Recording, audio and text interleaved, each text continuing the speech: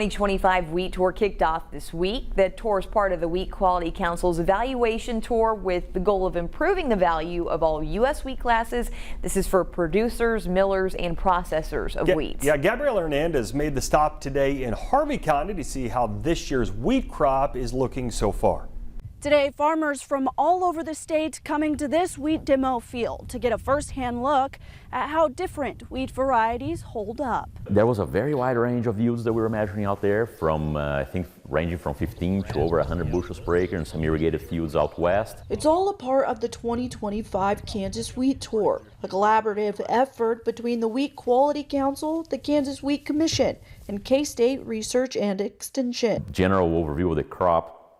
Just leaving Manhattan there, the crop conditions were actually looking pretty good. That crop got some good emergence, good moisture. Farmers not only learned about the conditions of wheat across the state, but there was a lot of wheat streak mosaic. But also about the problems facing the crop, an alarming increase in wheat streak mosaic virus. Clay County, Washington County, where we're not used to seeing wheat streak mosaic, a lot of it. Probably the worst wheat streak mosaic that I saw was in Clay County and Washington County. So we're not used to that disease in the central part of the state. We have fewer varieties that may offer some protection. And when you head further west, drought became the #1 issue.